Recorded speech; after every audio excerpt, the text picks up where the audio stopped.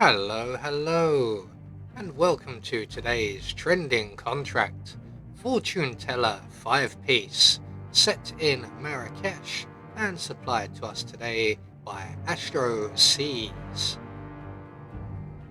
So on to our briefing, short and sweet, 7 years of bad luck challenge. And moving on to our targets, and today we have 5 of them, along with a free map.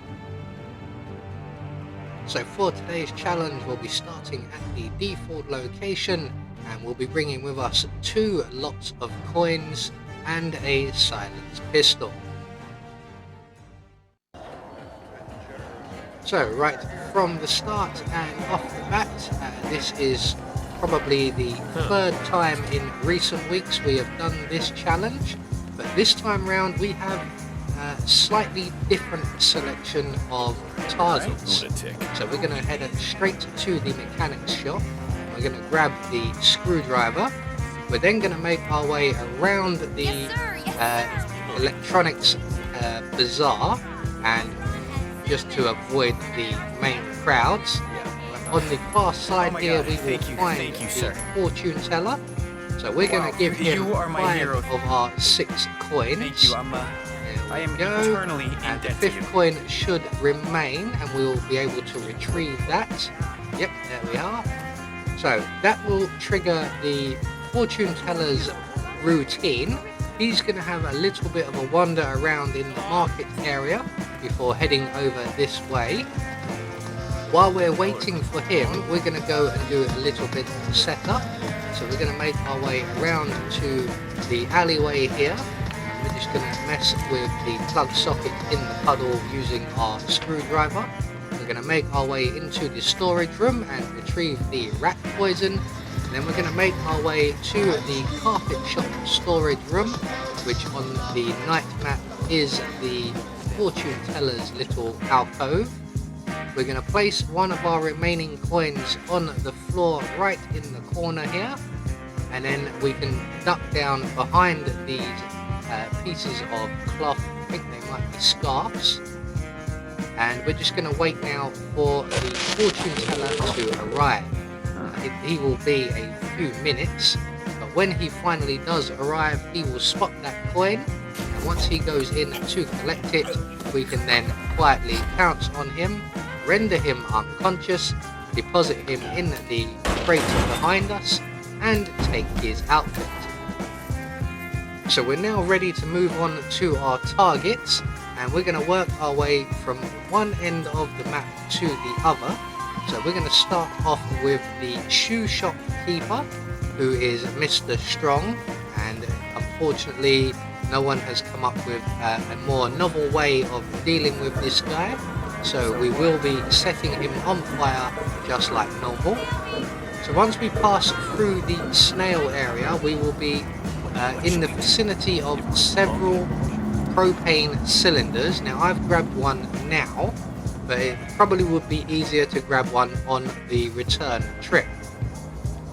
So once we get around to the shoe shop area, our target is already in attendance, so we are going to have to wait for him to vacate the area. So once he puts his cigarette out and moves away, we can then drop our propane cylinder. We're going to crouch down, select our silenced pistol, and we're going to put one hole in one of the oil drums, preferably the one on the far right. So that will take care of itself shortly when Mr. Strong returns. In the meantime, while that is happening, we are going to move on to our next target, who will be the headmaster, and this is an explosion elimination. So if you haven't already, when passing back through the market area and the snail stands, make sure to grab a propane cylinder before heading round to the headmaster's shop. We're going to bypass the son and his girlfriend, make our way up onto the roof where the headmaster is currently reading a book. We're going to render him unconscious with our propane cylinder, and then we're going to detonate said cylinder. So that will cause a considerable amount of panic, so you can, if you so wish, risk running back down the stairs and out of the area without being spotted. It is a risk, not a great one. You can get away with it quite easily, but I prefer to just hide in the box and wait for all of the panic to calm down and the body cleanup to begin. There is the headmaster currently being taken away. We're just going to follow this guard down the stairs at a discreet distance and making sure that the headmaster's son is not currently in attendance. We can then exit the shop, make our way off to our next target, who will be located in the alleyway where we messed with the plug socket. We're just going to go around the bazaar once again, as there are less people this way and we won't get quite so held up. We're going to cut through the lamp shop and then around to the alleyway. While we're on our way there, Mr. Strong should be returning to have his cigarette, and he will set himself on fire.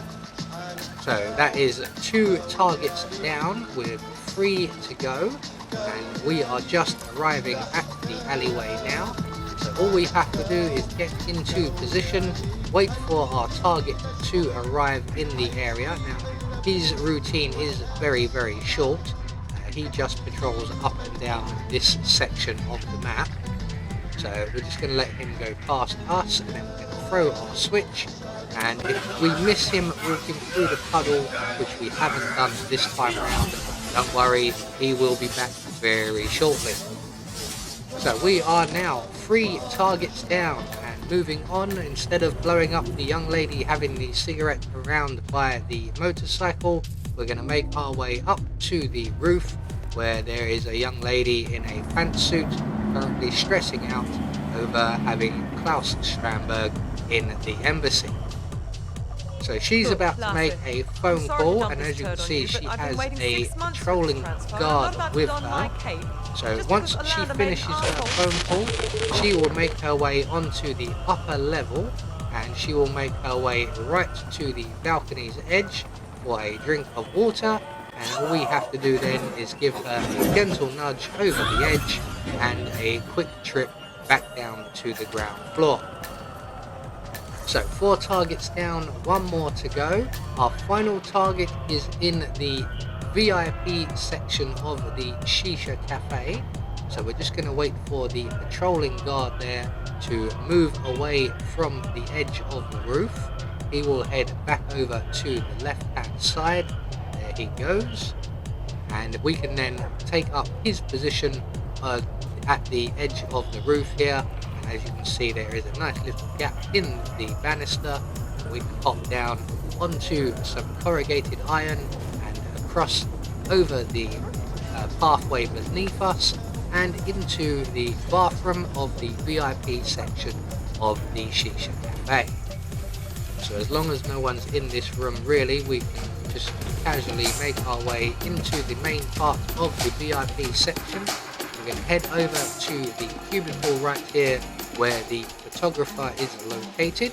He is also currently in attendance, so we are going to have to wait for him to vacate the area, as we're not wearing a waiter's outfit. If we were wearing a waiter's outfit, we could go straight ahead and poison the shisha pipe. Because we're not, we are going to have to wait. So once the photographer has vacated the area, we can now add our rat poison to the pipe, and when our target returns to his pipe, he will get sick. He will make his way to this bathroom right here, and at that point we will be able to pounce on him. The bathroom is currently occupied by a soldier. There he is. We're just going to wait for said soldier to leave. If we go in while he's still in there, he will get rather upset and he will not leave until we do. So it's easier to just wait for him to leave before we take up our position in the bathroom just behind the partition here. And eventually we will be joined by the photographer. We're going to wait for the door to close, and when it does, we can give this gentleman a nice refreshing cold drink of water. And with that done, that is our final target, and all that's left for us to do now is to make good our escape. The nearest available safe exit, in my opinion, is probably the carpet exit. So that will be the one we are heading for. And we're just going to exit out of the Shisha Cafe and head straight to the carpet shop exit. So there we go, one more trending contract taken care of. And once these helicopters get a safe distance away, we will get confirmation all of our targets have been eliminated according to plan. We had no objectives to worry about, and we get a silent assassin rating. I have been Anubis, and I will see you all in the next video.